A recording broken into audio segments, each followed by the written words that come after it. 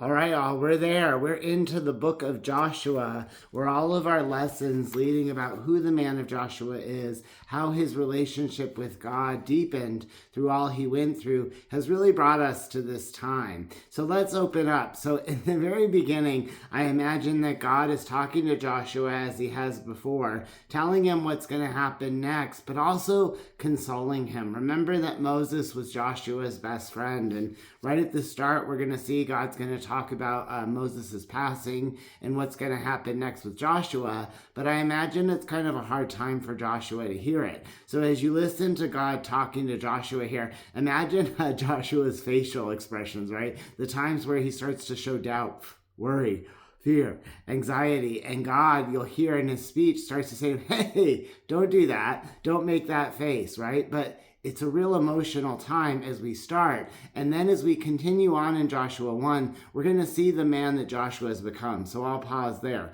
But let's start with God and Joshua talking together. Let's join in.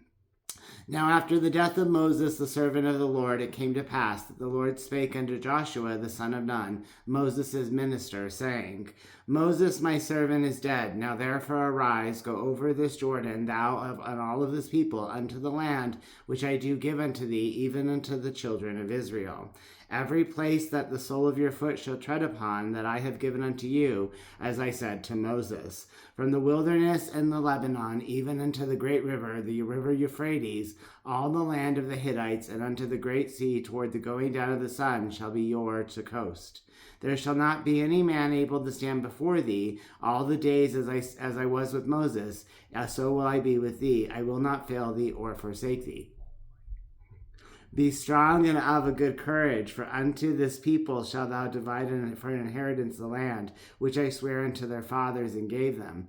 Only thou be strong and very courageous, that thou may observe today to do according to all the law, which Moses my servant commanded thee. Turn not from the right hand toward the left, that thou mayest prosper wherever thou may go. This book of the law shall not depart out of thy mouth, but thou shalt meditate therein at night, that thou mayest observe to do according to all that is written therein. For then thou shalt make thy way prosperous, and then thou shalt have good success. Have I not commanded thee? Be strong and of good courage. Be not afraid, neither be thou dismayed, for the Lord thy God is with me wherever thou goest. And so even though Joshua may have doubts, he may have fears, he may worry about this mantle that God has put upon him. Who am I to have it, right? I'm no Moses. Moses was a different man than me, right? He's still follow throughs on God's commands, because that's what his training has done. That's what being faithful to God does to us. It allows us to trust God even when we aren't sure of the outcome. Even when we don't think that we're enough, we know that God is.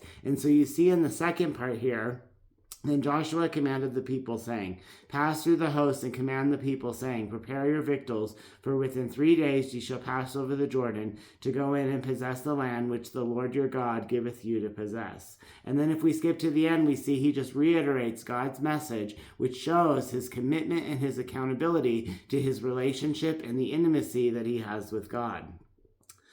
Because the people answered Joshua, saying, All that thou command us we will do, and wheresoever thou send us we will go. According as we hearkened unto Moses in all these things, so shall we hearken unto thee. Only the Lord thy God be with thee, as he was with Moses.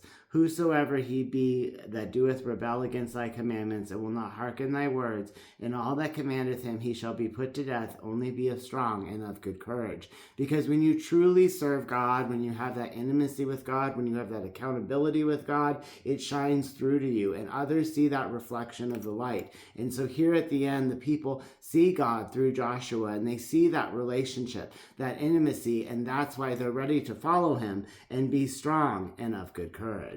Happy Sunday, chatting at Cheesman in Joshua 1.